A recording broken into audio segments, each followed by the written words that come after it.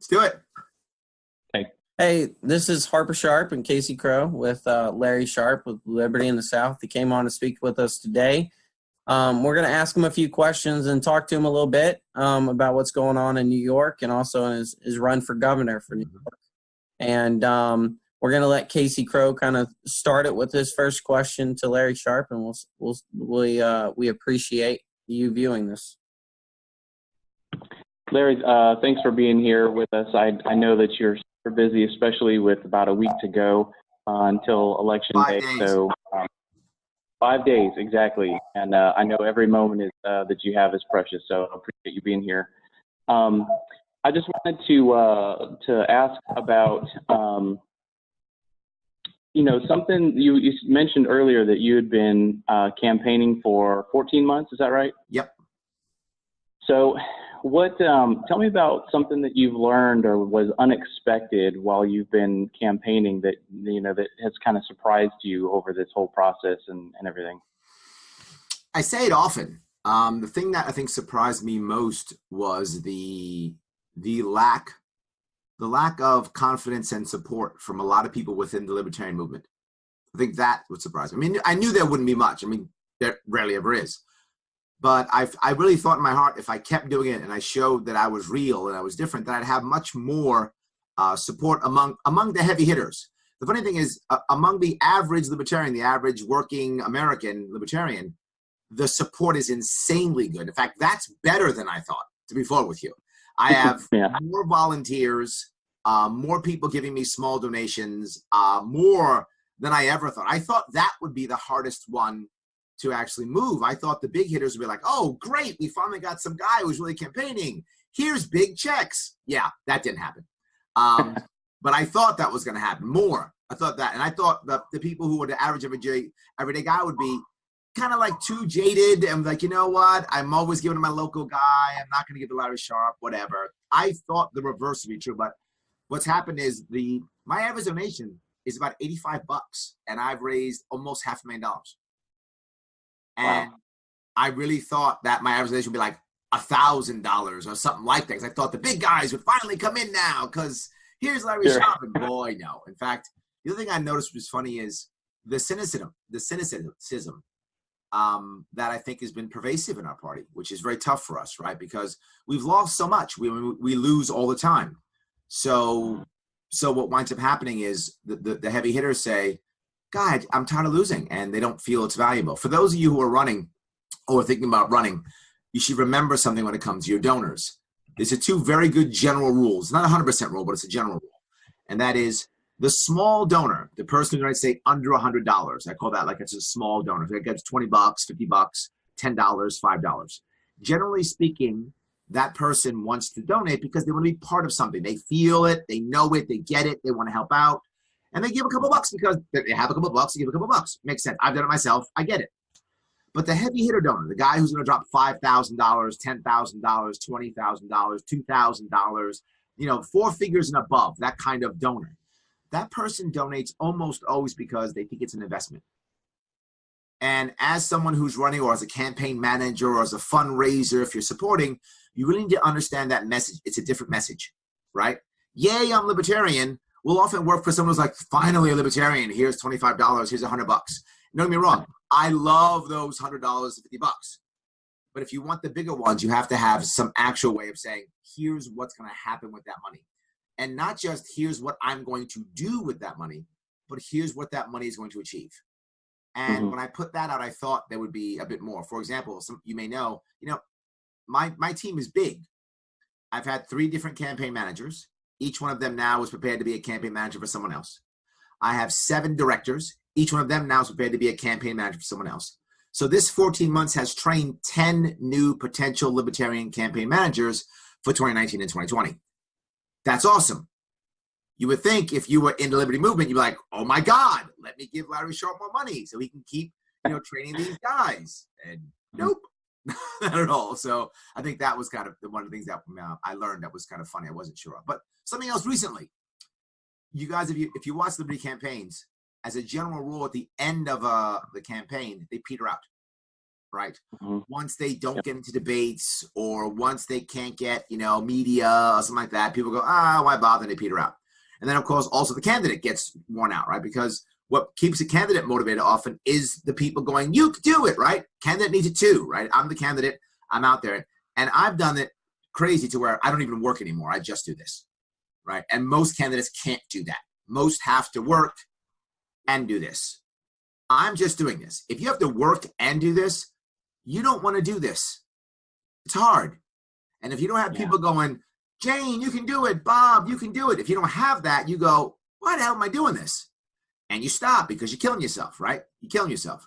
So I think if you understand that at the end it often peters out, you've got to be ready at the end to really sprint to the finish. And we usually don't. And so if you've noticed, I have 5 days left. I did, events today. I did 4 events yesterday. I'm doing this now. I'm doing my radio show tonight. I'm doing 4 events the day before Election Day, the Monday before.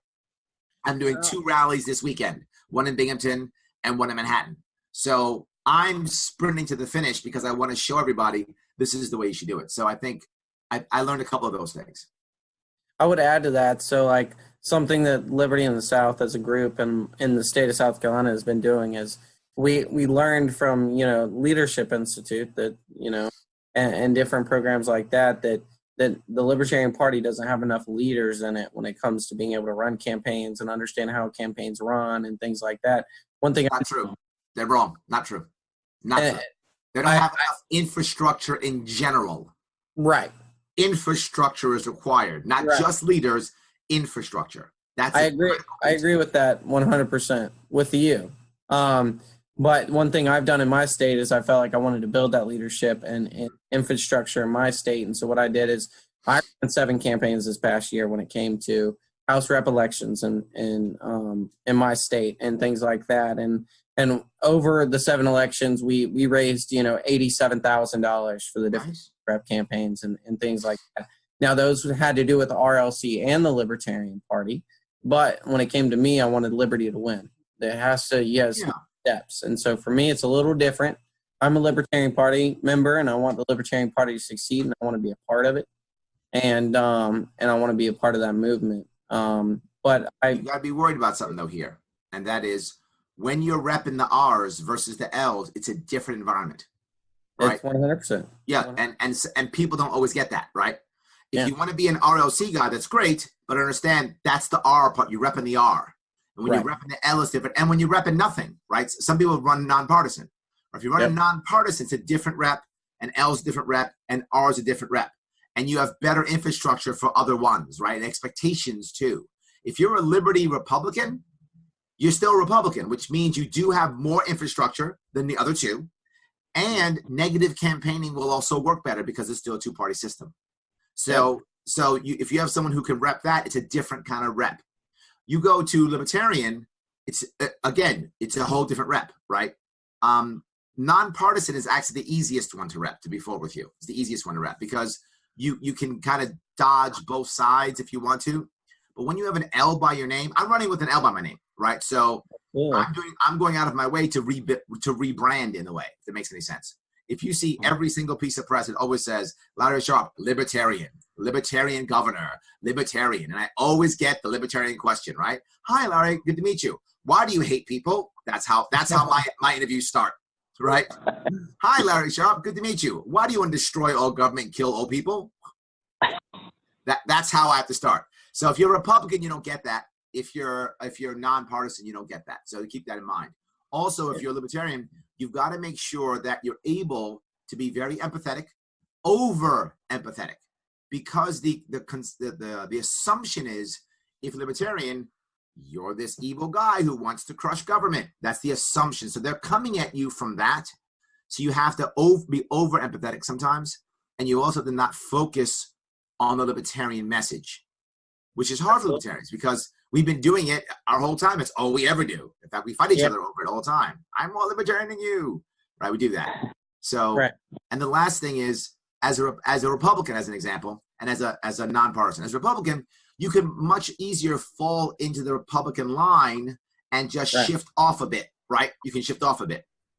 as a nonpartisan, you can be very local. You can talk about your town because it's a nonpartisan race.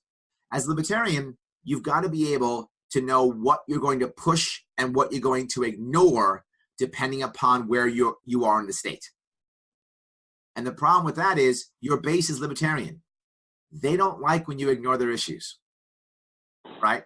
And if you're running in a town in South Carolina versus New York City versus the state of Michigan or Southern California or whatever, they're just issues that just don't play as well. And you should probably just keep quiet about them, not advocate against them. And there's a difference. You don't want to advocate against or advocate for something that's, that's non-libertarian, but you just don't want to push it. It doesn't make any sense. Leave it alone.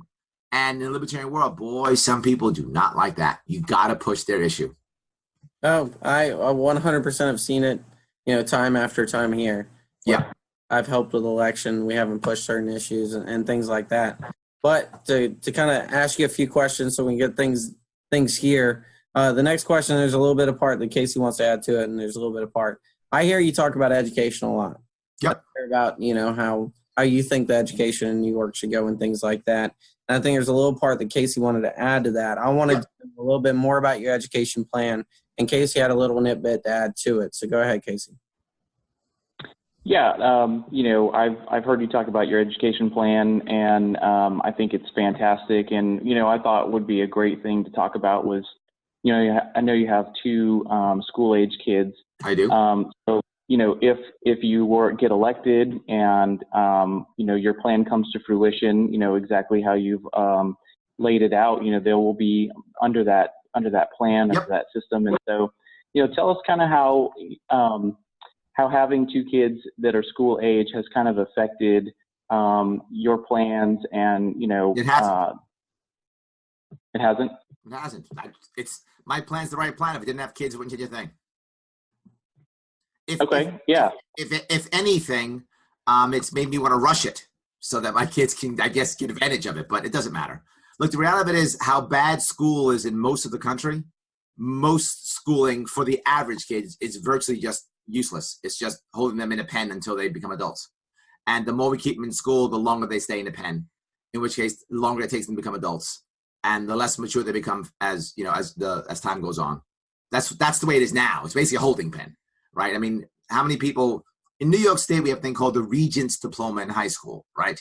And it's like, if you go get this special high school Regents Diploma, it's a special high school diploma. Now they have the advanced Regents Diploma, and it's all an advanced bunch of garbage. It has no value whatsoever. It just stresses kids for nothing. It doesn't help them in any way, shape, or form. They don't learn anything special they're ever going to use. It is worthless. We have tons of things like that. I'd like to end that. It's just a waste of time. It's a waste of time and energy. My wife is always like, but your kid, our child missed a day of school. So I missed 10 days of school. And so what? So did you. And so what? Do any of you remember any of the days you missed from school? You don't care. But nothing. No, I definitely don't. I think the one waste of our time. Is you talk about how New York is 37th in the country when it comes to education, even with the amount of money that they spend on it and things like that. $22,000 per kid per year, and we're 37. Right. Mm-hmm. And it's just crazy to think about that. And I think that your education plan, if you'll give, the people that are going to view this a little information on it, that would be awesome. Oh, did you want me to go over it? I'm sorry. I was just answering Casey's question. I apologize. Yeah, no, you're fine. Go over it a little bit for us so we have a little information for them to get from it. First thing we want to do is we want to end all standardized testing until high school. And doing that is for several reasons. One, it's an unfair way of grading teachers. It's an unfair way of rewarding schools. It makes kids who are 8, 9, 10, 12 years old feel stupid if they can't test well. And they feel stupid, they become a second-class student, and it's no indication of success in life at that age. Right? In high school, it's okay. Because in high school, sometimes that tells you where you can go, what you're good at, you're better at math, you're better at science, et cetera, et cetera. So there can be value as standardized testing in high school. There's none in elementary school, junior high school. It's worthless. And when we do that, we'll make it easier for our kids, happier teachers who can now teach to the kids, not teach to a test. And of course, something else, we'll lose federal funds because the feds really like their testing. So when we lose federal funds in New York State, that means $4 billion. Now you might say, that's a lot of money. Nope. $60 billion is our full budget. Yes, our education budget is bigger than the budget of most states, completely. Bigger than the entire budget of most states, just our education budget. So $60 billion is just education. We'll lose 4 of it. Keep that number in mind if you don't mind. When we do that, I want to do something else. When we lose the $4 billion, we also lose all the strings attached to that $4 billion, which is tons and tons and tons of strings, which is tons and tons and tons of administrators. The average teacher in New York makes about $80,000 per year as an average. It's skewed higher towards New York City and lower as you leave New York City, but it's around 80,000 is the average. The average administrator makes over $150,000 a year. Yeah, some make $200,000 or $300,000 a year as a school administrator. We actually have districts in our state where they have more administrators than teachers. So we will lose a bunch of administrators, which means if you fire two administrators, that's like 3 teachers plus raises, or books, or computers, or chalkboards, or whiteboards, or whatever the district needs, right? I don't know what the district needs. This next thing, I'm not going to decide. The district will decide. So I'm not the education guru, right? They'll figure it out. It'll be fine. Not just that. K through 12 is an anachronism. It should be K through 10. K through 12. The last 2 years of high school for far too many kids is study hall, gym, smoking weed, and video games. It's a waste of time. It's true for too many kids, right? There are some kids who are hardcore, but they'll still do fine in my system anyway. I'm talking to the average kid who's just wasting their time and screwing around. How do we know it's true? Because now they go off to college. And what is college for the vast majority of kids? 13th grade remedial stuff. That's all it ever is, right? Because they're not ready. They spent 2 years playing, whatever the cool game of the day is. Is it still Halo? Do you guys still do that? I don't know. Whatever the cool game is. What? Halo 5. You got There we go. Halo. Call of Duty. Is that still the cool games? Whatever it is, you're playing that, right? So you're playing those games, and now you show up and you need 13th grade, and it takes the average kid now 6 years to graduate high school. Average is 6 if they even graduate. We have some of the lowest graduation rates ever. And they have debt on top of it. So you have a kid who's 24 years old, never had a job, and people wonder, why does he have no work ethic? He's been told what to do and to hang out since he's been, for 24 years. Of course not. Now, New York State has a thing called BOCES, and BOCES is basically a trade school from the state. It's basically like that. But in New York State, it is treated horribly. Literally, our teachers, the people around us go, oh, don't go to BOCES. You're better than BOCES. BOCES for the dumb kid or the bad kid. And it's embarrassing that our state does that because our state needs tradesmen desperately. The average tradesman in New York State is over 50 years old. That's horrible. Don't get me wrong. I like my 50-year-olds. I'm 50, so I love them, of course. My problem is that should not be the average. The average should be 30, 35. That should be the average, right? But we don't have that. So we have guys who are 55 years old doing the work that a 35-year-old is doing, and no one's training the 20 and 30 and 40-year-olds to do that because the 50-year-old's doing the work. So nothing but bad. We actually have situations where companies can't grow because they can't find the bodies. That's a problem. So we should be encouraging that. Here's how we fix the situation. Because right now we have an image of it being bad. We've been told a lie. And the lie is the only way to success in life is to go graduate high school and go to college and graduate from a great 4-year degree and get an amazing job sitting behind a computer. That's a lie. And that's been a lie for decades. That is one way to success. And for some people, exactly the right one. But not for everybody, right? We have different ways of pursuing happiness.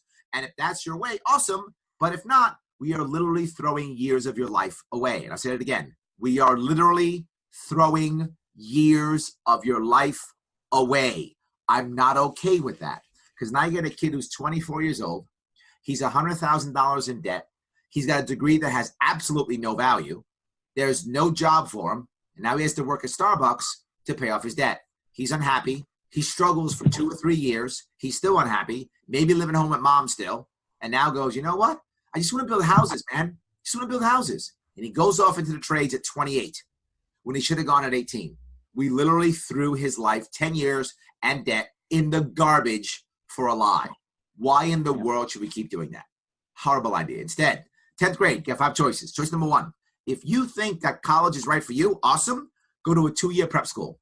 2-year prep school, prepare yourself for college. Now you jump in and you're ready. Did you go for law or for English or for history or for biology? When you get into college, you're ready. Take advantage of internships, incubators, and you maybe even graduate in 3 years. You're ready to rock and roll. You think college is not for you because you're too smart. You're the super smart kid. You're the kid that's bored in 11th, 12th grade. You can take all the tests. Great. Take your SAT at 16. Go right to college. Get a 2-year associate's degree. You're going to be a scientist anyway. Start now. Go. Goodbye. Awesome. You're not those kids. You hate those kids. They're idiots. You can't stand those kids. You want to go work with your hands. Great. Go to trade school. Become a mechanic, HVAC guy, plumber, whatever the case may be. If you're a plumber now in New York State, you're 24 years old because you went to BOCES being a plumber. You're not $100,000 in debt. You're not working at Starbucks. You got no debt. You're making at least $80K a year. That dumb kid is a pretty smart kid in New York State, right? That's the smart kid.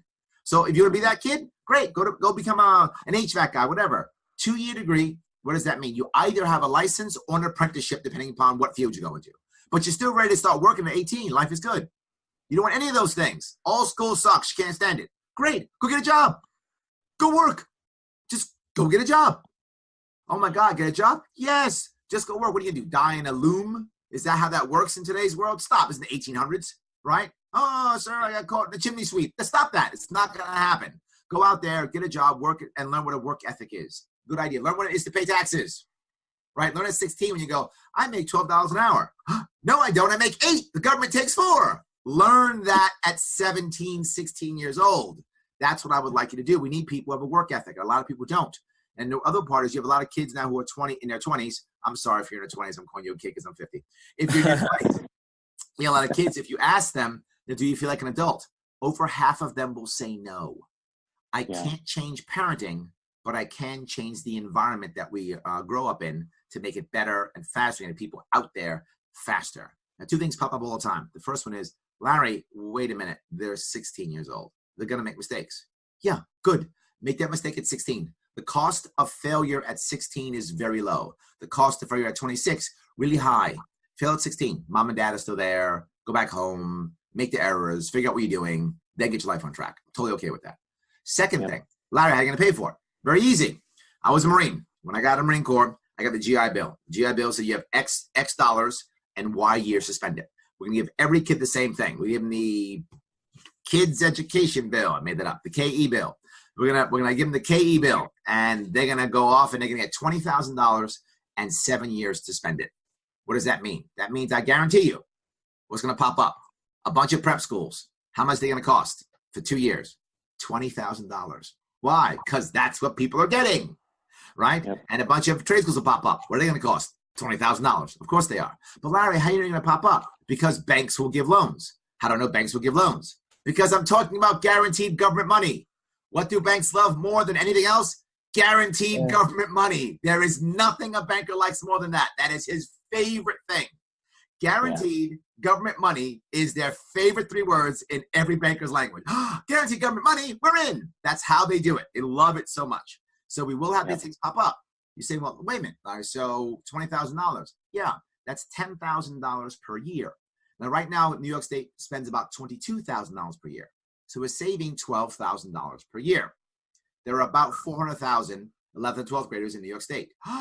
That's more than $4 billion, isn't it? Yeah. We save all of those federal funds, lose all the administrators, push all the surpluses down to the school district, have happier kids, happier parents, happier teachers. Now, why do I say happier? Think about this. 11th and 12th grade.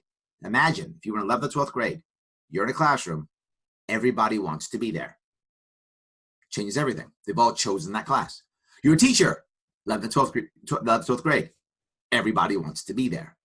Where's the bullying? This even goes to school violence. School violence is full of kids who want to commit suicide. That's what these shootings are. Right? These public shootings, while they're murders, they're also public suicides, right? So what's killing our kids are things like lack of community, lack of purpose, loneliness. Well, if they get to go to the school they want to go to with kids who think like them, less chance of that. More community. I can't go shoot people because my class is building a rocket ship because we're the smart kids, right? We're the geek kids, whatever. Do they build rocket ships? Whatever they do. I can't do that. I'm building a new tractor because I'm in trade school, whatever they build. I don't know, I'm making this up. So, absolutely. So they have purpose. Or they're working. I can't kill somebody. I've got to be at my job at 9 o'clock. So they go to their job or whatever the case may be. So it's nothing but happy, happy, happy. We save money and we cut federal strings and we provide for innovation at the high school level. I think I personally think that's a great idea. I mean, whenever I look at it, mine, I was homeschooled pre-K through 12th grade. Yep. I didn't go to college. Started a small business with my. So obviously you're a failure. Oh yeah, You and didn't go to college because you and can't be successful without college. So clearly in you're the eyes of every friend I have until I'm 30, I'm a failure since I didn't go to college and I started Yep, a small business with my dad. But my correct. brother did exactly what you did. I told him to go to technical school here in town. He got a 2-year degree for electrical work. I got him a job with a business owner I know as an apprenticeship, an electrician. Yep. In $18 an hour, and at 18 years old, and people just don't understand that. $18 an hour at 18 years old is doing pretty good. Absolutely. That's not too shabby at all. No. When I was in the Marine absolutely Corps at not. 18 years old, I made like $5,000 a year or some crazy amount like that. It's horrible. It's horrible. Yeah, I was in the Air Force, and I'm with you. E1, with no experience. Yeah, you make nothing. I think I made $800 a month is what my base pay was. The highest I ever made in the Marine Corps. Highest, $18,000 a year. Wow. Yeah. Highest. Yes. That doesn't surprise me. So my next question is it's going to be kind of a 2-part thing. So there's 2 questions there in a way. And the part that I would add to it is usually you see people that run for office, they run for a House rep spot, and then they move up. But I wanted to know what your primary reason for running for governor over any other office in New York was. But also, I wanted you to add to it as you're running as a libertarian. What do you think libertarians have to do to win office? Do they have to be innovators? Do they have to be the same old? What steps do you think libertarian candidates across the nation should take? It's the same word for both. The same word for both. Impact. Okay. Impact is everything. I'm running for governor because I want to impact my state. I want to make change. If I run for state house or whatever I do here, no one would know who I am. Nobody would care. My ideas would mean nothing. Even if I won, even winning as a state rep, so I'd become the one guy who's forgotten, who no one pays attention to. And then any vote I would ever make would be attacked as if evil. Nothing but failure. It's a waste of my time. Why would I do that? And I've got a business and a family. Why in the hell would I do that for no impact? Right? I want to make impact. This race makes impact. It does. And be very full with you. As an individual race, there is not one more important race in the entire nation. And that sounds like, oh, Larry's full of himself. And maybe I am. It doesn't matter. It's still true. Either way, it is. And here's the reason. Because if I win this thing next Tuesday, it will change the entire nation overnight. No one race can say that, period. No other one race can say that. If I win if I turn New York gold on Tuesday, the Libertarian Party and all third parties become valid overnight. The 2-party system is broken overnight. Oh my God, look at what happened. That's how important this is. I want to make impact. But even if I come in second, there will still be a microphone in my face every single day saying, damn it, Larry, how'd you come in second in New York State? And I get to say all these cool things again and again and again and again and again. So either way, the impact is massive. That's what I'm concerned about, impact. If you are going to run any race, now I know that some people don't like what I'm going to say now, but I'm going to say it anyway. The idea of having lots of libertarian candidates is a bad idea. And people love it, and they think I'm crazy when I say it. It is a bad idea. Not just that, worrying about ballot access. Bad idea. I don't care about ballot access. People say, well, how can you not care? You're in New York State. I don't even have ballot access. I had to fight for ballot access in New York State. I don't care about ballot access. Doesn't matter to me. Why? Because it's the wrong goal. The goal should be either impact or victory, and we will get ballot access. That's the side note. If people want, well, the rules are against us because no one cares about us. If someone cares about us, they will change the rules to hear us, or they will go through other ways to hear us. How do I know? I still don't get covered by the media. So what did I do? I'm doing niche media like this, like Glenn Beck, like Joe Rogan, like Dave Rubin, and I can fill a room with over 100 people without having one TV commercial, without having one radio commercial. Impact is what matters. I don't care about the rules. I don't care about ballot access. Make impact so people give a damn, and the rules will change for us, or we'll get around them. That's how it works. So I don't care about a system that is set up against me. It's set up so I can fail. So why do I care about it? Right? And to change the system, I'll go around it. I'm a Marine. If I can't fight you in the field, I'll fight you in the jungle. I'm going to fight where I can win. right? I'm a fight where I can win. That's how I think. So impact is everything. So that's why I'm doing this. It's to make impact in my state. I want people to see that I have right answers. I can fix my state, and doing anything else would not have made impact. Now, anyone else running? I don't want you running because I want to run. Wrong reason. I want to run because no one else is running. Wrong reason. I want to run to give people a choice. Useless. No one gives a shit. Please don't do that. Useless. How about instead say, I want to run because I want to achieve something. You do that, you should run. Now, if you can't find that, don't run. If you can find that, focus on that, whatever it is. I talk about all the time in my campaign. It's about making New Yorkers happier. Happy New Yorkers means people stay in New York. Because in my state, over 100,000 people leave every year. In fact, they're rushing down to South Carolina.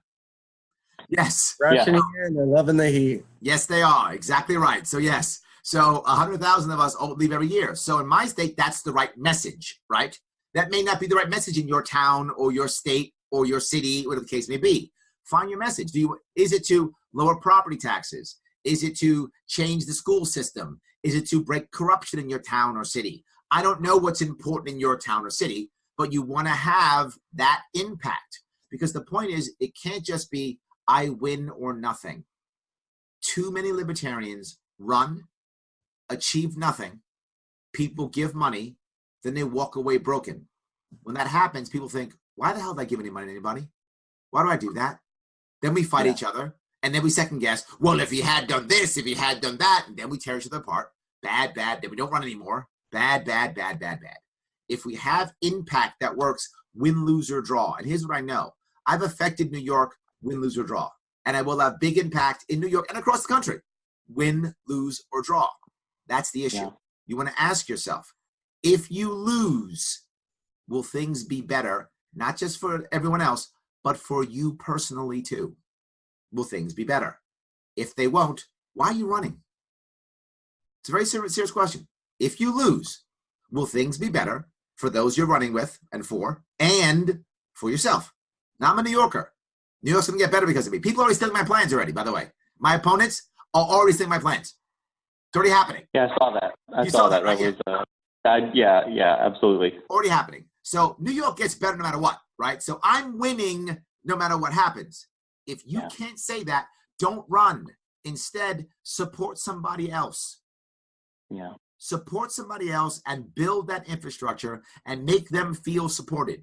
Because when we run by ourselves, all we do is make sure we never run again.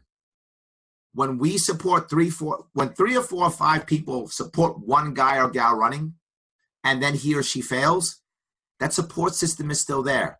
She may run again because she knows she's got 4 or 5 guys who are with her, right? Yeah. 4 or 5 people who sprinted to the end. And I can't stop saying this.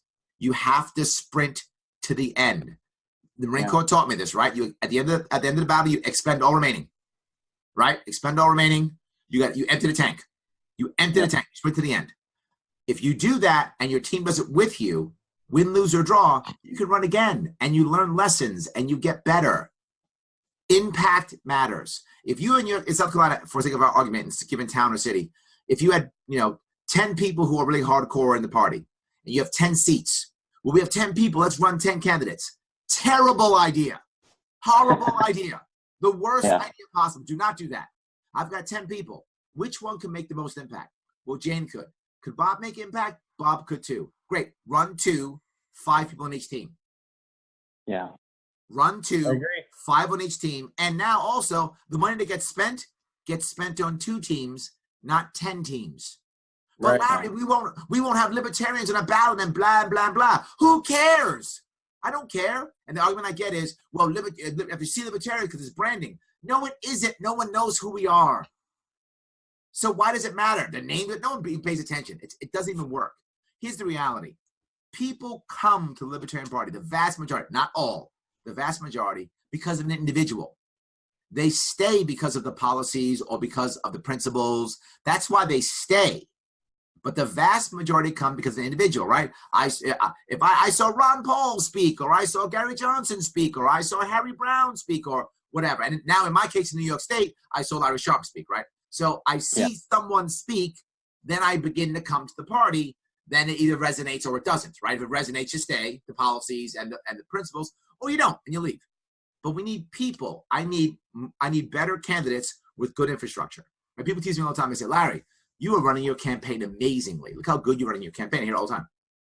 Larry, your social media, it's awesome. You do so-and-so. I said, I do? I don't even know I'm doing it.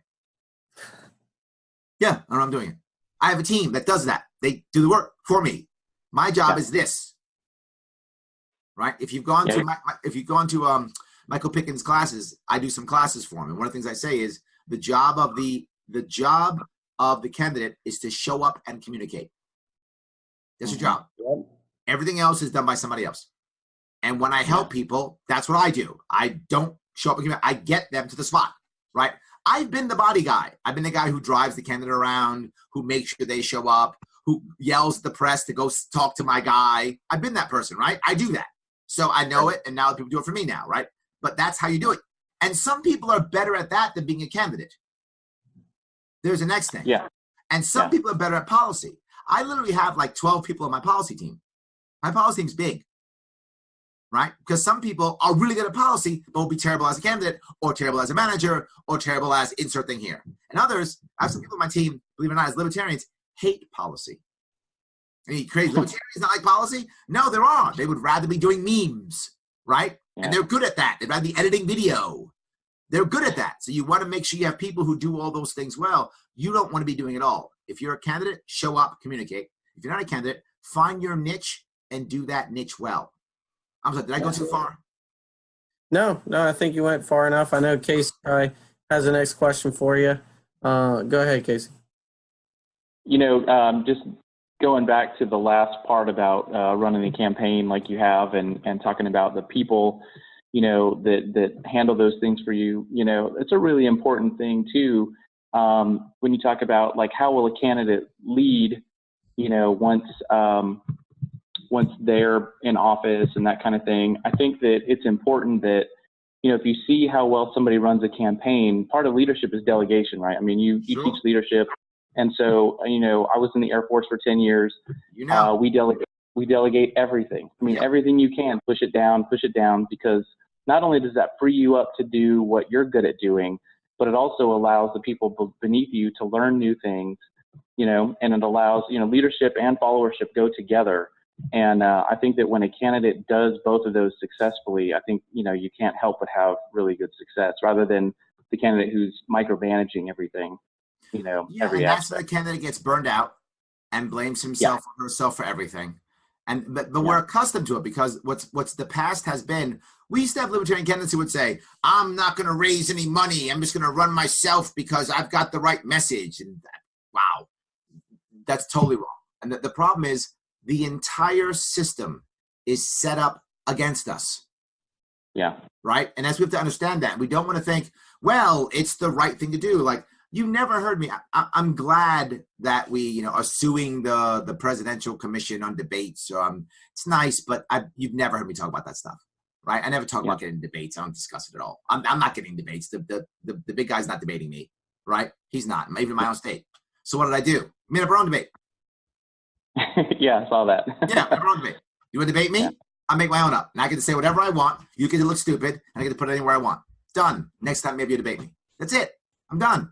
I don't need you. I'm not going to wait for the system to work for me. It doesn't. I get that. Right? people, I got so much more press from going on Joe Rogan than I did for going anything else that anything could have done. Are you kidding me? So we bug them. That's the answer, right? Look, I don't want to talk about libertarianism, even Libertarian Party. I talk about libertarian solutions for people's problems. Do that, people will pay attention. Someone will pay attention. Pressure people on non-traditional media. It's more popular anyway. I mean, the funny thing is, what we're doing now, long form, right? Half an hour, 45 minutes, an hour. Joe Rogan was 2 hours, some more, an hour and a half. This is the future. Yeah. And no one seems to know that except us. They're so like, we got to have a 30-second soundbite on TV. No, you don't. No, that's backward. You know what? Guys like you and I aren't even watching that anymore. We don't even care. Yeah. Yeah, exactly. I tune that stuff out because I know it's garbage out of context, That's correct. Yes. And more people see that. And less people even watch TV. Again, I fill a room with 200 people without having one TV commercial. I think more advertising, as people have seen it, have gone to like more streaming services, Hulu, Netflix, things like that, because people aren't watching TV. And literally signs, literally a physical sign. Right. Yeah. Have you seen that? I literally have a Sign Ninjas page where the people make their own signs. Yes. Physical signs. That. Yes. That's awesome. Yeah, that's how it works. So look, again, I said it before, I'll say it again. If I can't beat you in the field, I'll fight you in the jungle. I don't care. I'll fight you where I can win. I'm going to fight where I can win. And if a system's broken, I'm not fighting that system. I don't care about that system. It's meant to keep me down. I don't care about it. I think that's a good way to put it. So circling back to what you were saying about, the two parties and not focusing on, talking about libertarianism all the time and really focusing on how, we can solve issues in a libertarian way. I was actually kind of headed in that direction anyway. So because you're pulling from both parties, that we tend to do, especially disaffected voters and things like that. So, quickly, how would you approach, for example, somebody that's a Republican and somebody who's a Democrat, both examples? You were to walk up to them, how would you approach them individually, and what would you say? What would your message be to bring them to you? We tend to bring people from the right faster, but they also leave faster. We bring people to the true. We bring people from the left slower, but they don't leave. Yeah. So if you were able to pull 10 Republicans, 5 will go back. Mm-hmm. If you get 10 Democrats, 2 will go back. Yeah. The problem is you'll get 20 Republicans before you get 10 Democrats, right? I mean, you just get far more Republicans to come to us first, but they go through us very quickly. So here's the issue: it's method versus outcome. Whenever you're dealing with someone on the right, method is key. Left, outcome is key. That's it. Keep that in mind. If they're on the left, outcomes. Because in many ways, we resonate with the left because we often have similar outcomes that we want. We just don't want to we don't use their method. Right. The right, the methods are the same. We don't always agree to the outcome. So what would you say to a voter that outcome for the left? What would you say to a voter that would come up to you? Give me an example of how you would speak to somebody who says, "Hey, I'm a registered Democrat. I saw your campaign. I thought I'd come talk to you." And then the same for a Republican. How would you? Yeah, I always ask them first. I say, "Hey, how you doing? What's your issue? What's going on with you?" So I do. They tell me something. And if they're on the left, they may go, I'm tired of, I don't know. And it depends on where I am in New York, right? In New York City, right. If I'm talking to someone who's Democrat in New York City, the odds are they're pretty happy socially, right? Because New York City is a very liberal city. And if you're a Democrat in New York City, you're probably pretty happy socially. You're worried more about national issues, social, like Trump is being a bad guy. You care about that, right? Or you care about something like, why is my guy so corrupt? One of those two. So if that happens, I discuss corruption, how to fix corruption. Talk about it. Well, look, the idea is to have less corruption, right? Yeah, it is. Boom. Now we're talking about the same outcome. Right. Okay. Right? Talking about the outcome. Now, some of the right shows up. I'm a registered Republican, and I'm in New York City. You're a registered Republican in New York City, you feel like your voice isn't being heard. Because it isn't. That's why you feel that, and it's true. So you feel that, right? So you're a registered Republican in New York City, and you're saying, I say, great, what's your issue? And they'll say something like, I can't stand, the SAFE Act is because it's attacking the Second Amendment. And I'll talk to them about, you know what? Why should government be involved in the Second Amendment? Method. I like that. I like that a lot. I think it's that should be heard by a lot of people, and definitely makes a huge impact. Absolutely. Going with what you said earlier with impact and how impact's the biggest key in campaigning and everything you've done is the impact you bring. I want to add, I think my favorite thing to talk about whenever I talk to my friends about you and things like that, because I will say you're talked about a lot when it comes to me in South Carolina. Nice. And so when I move down there, I'm going to be able to run for something, right? Absolutely. That's kind of our secret hope down here is that if you do get upset, we're all going to lobby for you to move down here to Columbia. And we say it all the time. My mom actually retired to Greenville. That's awesome. Yeah. Greenville, perfect. Favorite part of South Carolina. Yep. Yeah. It's They're right upstate. next to Yep. It's upstate. It's my favorite part of the state. I'm up there, for work Yep. 3 times a week. There we go. But to add with impact, my favorite thing to talk about when it comes to you is whenever you talked about the bridges and you talked about the the Manhattan Transit when it comes to Amazon and things like that. I kind of wanted to talk to you a little bit more about that and reiterate that of maybe how much interest you've gotten into those ideas, but also people love that idea. They eat it up. There are some people who do things like this and they go, and if you saw on the Stossel, when Stossel did his piece on me, some people are like, well, I think it should be pure, that kind of thing. So a bridge is pure?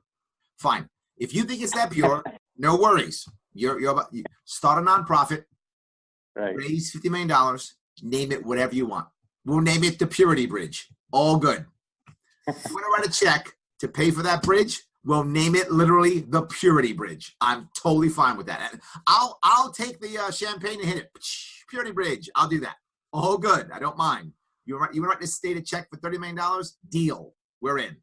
Or the other option, as I say all the time, is you want purity, and then you can't do well in New York State because it's oppressive, and you pack your bags, and you can be righteous, shake your fist, I'm righteous, while you're packing your U-Haul and heading down to South Carolina to hang out with you guys.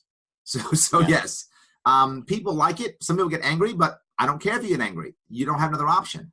Right now, the MTA is a perfect example of how bad government is in general, and New York is specific. It's a $16 billion system. $16 billion. We give $6 billion to the MTA because it sucks. Yes, you can't get your act together. Here's $6 billion. That's literally what we do every year. Perfect. Wow, you really suck. Here's $6 billion. So, and then what's our answer? Every other guy who's running, right? The Democrat, Republican both say the same thing. We have to find funding. Sorry, the Republican says invest. The Republican says invest. The Democrat says fund. What do they mean? More taxpayer dollars. I'm the only one saying no more money. No more taxpayer dollars. No. Why don't we instead find a way for it to be self-sufficient? A whole lot better. A whole lot better. So my whole goal is to have the MTA use two different ways of raising money. One of them is using its rail lines at night, which aren't used by passengers, aren't being used. Passengers aren't using it, and have freight lines come in and out. Right? The freight lines will make less wear and tear in the city. And if you know New York City at all, Manhattan's an island with several bridges and tunnels. Right? Lots of bridges and tunnels. I think is it 12 total, something like that. It's a bunch of about a dozen bridges and tunnels that go to Manhattan. Well, there's big trucks that go in all the time. Right? Tear up our infrastructure at night. Well, how about we stop that? And instead bring rails underneath. Less wear and tear, less truck traffic, cheaper for everybody. And the freight companies that will pay us. We already have a model for this, right?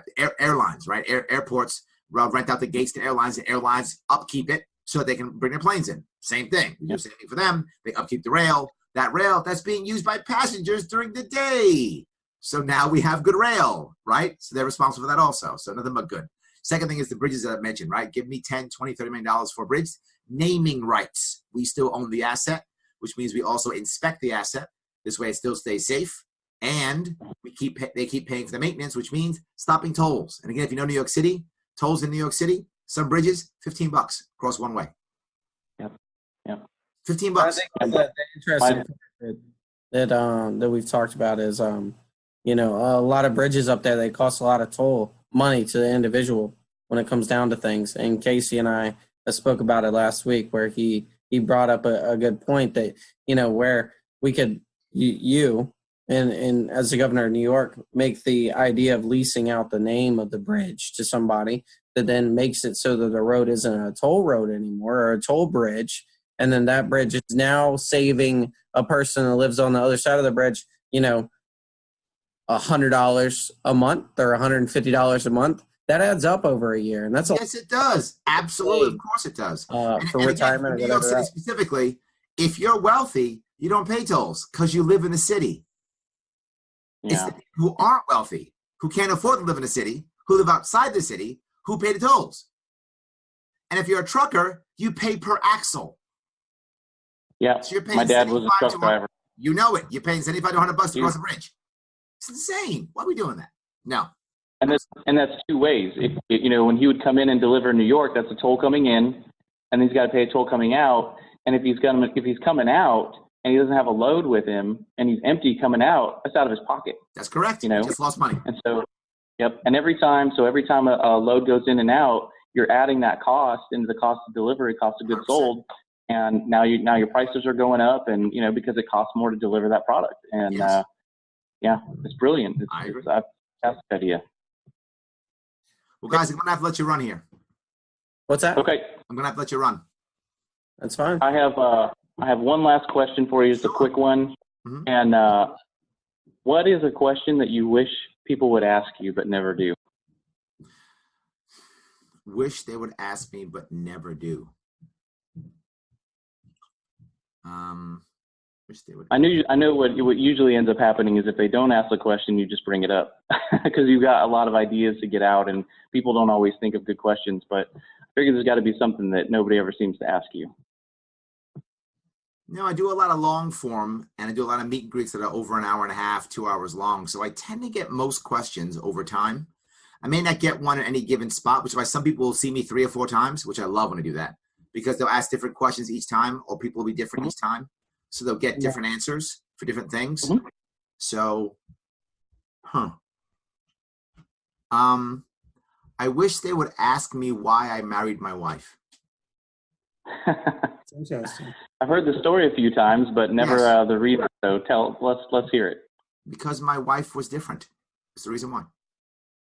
That's and I didn't know why in high school, but I was very attracted to her in high school. I didn't know why. Just thought she was hot, but there were other hot girls too. I mean, it's high school, right? There were a lot of hot girls, but she was hot. And, but why did I like her? Because she was special. I didn't know why she was special. I just knew she was. And then years later, when I met her again, when we reconnected, she was still special. And I still had the same attraction to her. And that's why I married her. We've been together 18 years now, married for 16. And she's still special to me. She's a different way. She's a different person, different way she thinks. Still hot, but also special. So, yeah. That's awesome. I think I have one quick question for you. It'll be quick, and this has to do with the Libertarian Party. This will be it, and then let you do a little spiel about yourself, and then we can end it. But now everyone's getting off the podcast, and I just told them the boring stuff. Right. I wanted to ask. I better make this answer good.